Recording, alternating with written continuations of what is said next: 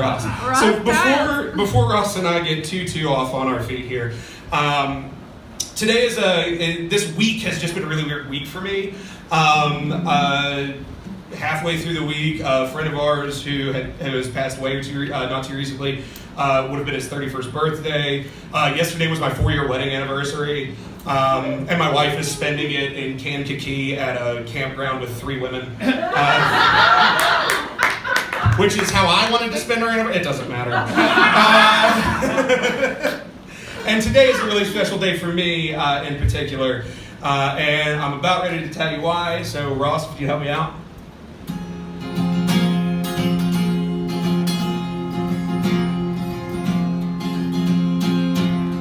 Daddy worked like a mule, mining Pike County coal. Fucked up his back, he don't work anymore. He said one of these days you'll get out of these hills, get your nose on the grindstone and out of the pit. You can tell an awful lot about a person by their hands. Hands tell you where someone's been, but a face tells you how they got there. Now, my Uncle Phil was a really big man. He had really big hands. He was big as the mountains we all took turn growing up in. And when he was 18 years old, he wanted to get married, and his daddy said that he wasn't going to let him get married unless he had a job. So like a lot of 18-year-olds at the time, my Uncle Phil went underground. He became a coal miner. And he was a coal miner for a long, long time, most of his life. He worked his way all the way up as high as he could go without a college degree. He was a foreman by the time he quit. Now, my Uncle Phil, being a big man, kind of like I am, he was a little scary when I was a kid, because that's what I thought Goliath looked like, was this big bearded guy with these giant hands, these hard-working coal-mining hands. But then you'd see him do something a little different, like hold a baby, and you'd see that grin he'd always have on his face. And you see, my Uncle Phil was a real funny guy. He had a bit of a catchphrase. It was "God damn it," and he would use it in the really most strange, inappropriate ways. For example, one time for Christmas, he bought my grandmother, his mother, a poinsettia. Came into the house, boots on, jacket still on, beard ablazing, and he said, "Here's your goddamn plant." And then, "Merry Christmas, Ma." You know, that was kind of how he did things. Another instance, my Aunt Twyla, his sister, asked his wife.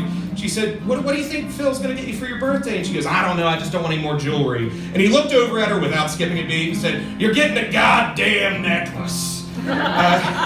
It's just how he was. It's just, that's the kind of humor he had. And anytime he'd show up, you knew you were going to have a good time, because he'd show up, he'd come out the road on his 4-wheeler, come into my mom's kitchen, and slam down on the table a bottle of bourbon that cost more than anything I'd ever drank, and we'd drink it like it was Jim Beam. Daddy, I've been trying, I just can't catch a break. There's too much in this world I can't seem to shake. When I remember those words, Lord, they bring me to chills. Keep your nose on the grindstone and out of the pills. Keep your nose on the grindstone and out of the pills. Keep your nose on the grindstone. I'm very happy and excited for my relationship with my Uncle Phil as I got older, because as a kid I didn't understand it, but as I grew up I started to. We would have these really interesting conversations amidst all the Eagle Rare bourbon and cigarettes.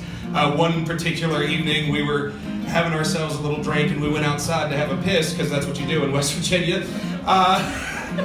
And we started listening to Bill Withers on his truck radio while having said piss. It was one of the strangest, most wonderful experiences of my life. There was one particular time he came over to the house and just offhandedly mentioned he needed a haircut, and so we sat on the porch and I gave my Uncle Phil a haircut. I was maybe 16 at the time, and I didn't have any idea what I was doing. And after I was done, he got up and said, "Well, that looks fine." Now I know he probably went to the bar a couple days later, fixed up what I'd fucked up. But he never told me that. See, the kind of person Phil was is he was always really helpful. He was one of the most helpful human beings I'd ever known. Now, I grew up without my dad around too awful much. And my mom had me, my younger sister, my grandma to look after on a teacher's salary in West Virginia, which is hard to do no matter who you are. And so sometimes she needed a little bit of help. Phil being a coal miner, having a little bit more money than the rest of us, he'd always try to lend a hand. And I remember very distinctly my mom telling me one time she was trying to pay it back for what it might have even been concert tickets at the time. And as she's writing out her check, he looked at her in the face and he said, "Francis, I have every check you've ever written me out the house." He'd never cashed a single one of them. That's the kind of guy he was. Him and my Uncle Danny were driving down the road one day, and they saw someone broke down. And as they passed, he looked over at my Uncle Danny and goes, "Well, aren't you going to stop?" My Uncle Danny said, "Well, no." And Phil looked at my Uncle Danny and said, "Turn this goddamn car around." And they went back and they helped the guy. And he was like that even underground when he was a coal miner. Like I said, he'd been there since he was 18. And over the years, he had a lot of different jobs underground. He did mine rescue, which is where he went into dangerous situations on purpose to make sure those folks were okay. The night he told me some of the stories, see, the thing about Phil was he was good at telling stories, but he was also good at making them. So the night he told me the stories I'm about to relay to you was the night of his daughter's wedding, and we had a lot of extra beer that we didn't know what to do with. So we sat on his porch and drank till 4 a.m. And he told me about all the things he was doing underground. At that time in my life, I was working at a gas station overnight, not knowing what I was going to do. I had just quit college, acting school, because that's a good idea. Not you all, not a good idea. You all fucked up.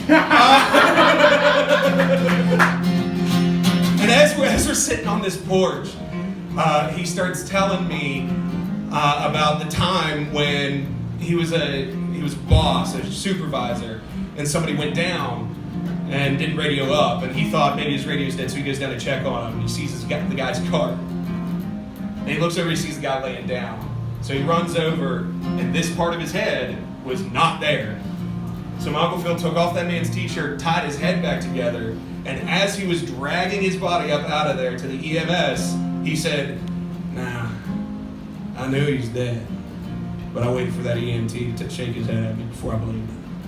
Because even then, he always kind of was hopeful. He was working the long wall on a big machine, and he watched some guy's knee pop out of place and watch him put it back together. And I said, "Phil, I mean, I don't know how you got through all that. I mean, that's impressive." And he looked me square in the eye, as square as we could at 4 in the morning. And he said, "I didn't tell you none of that to impress you. I told you that so you'd never go underground. You're smarter than that." About a year later, I moved to Chicago.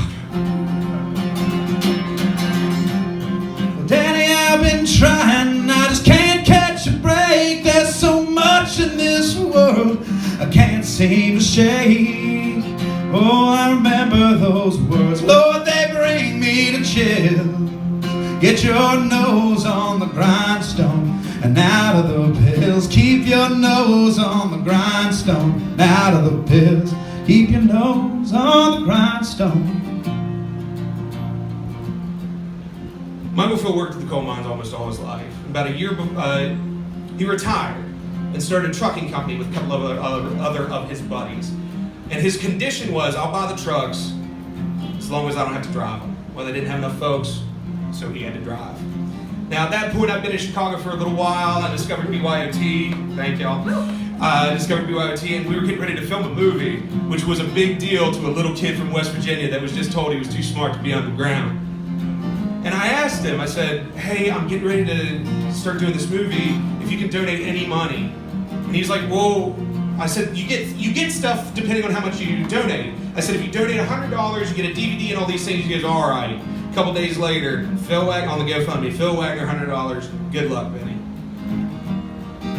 He might not have always understood my dream or how I was going to go about getting that, but he sure as hell believed in me. And every time I went home, this man who could barely talk about too many feelings at any other time, he'd hug me every single time I was home. And one particular Christmas, as he was scuttling out the door to go probably get more whiskey, he looked back in the house at me, my mom, and my sister. He said, "I love y'all," and then just took off into the night before we could even say it back.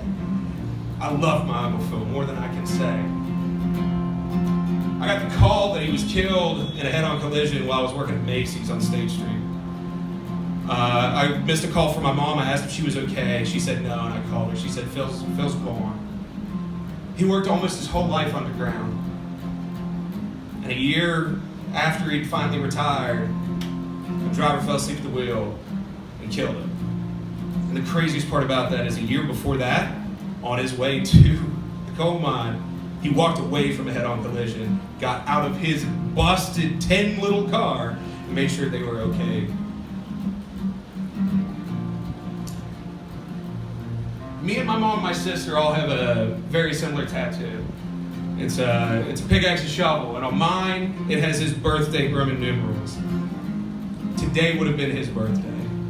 And I cannot think of a more fitting thing than Universal Sound to talk about my Uncle Phil. Ross. Daddy, I've been trying, I just can't catch a break. There's too much in this world I can't seem to shake. But I remember those words, Lord, that bring me to chills. Keep your nose on the grindstone and out of the pills. Keep your nose on the grindstone and out of the pills. Keep your nose on the grindstone.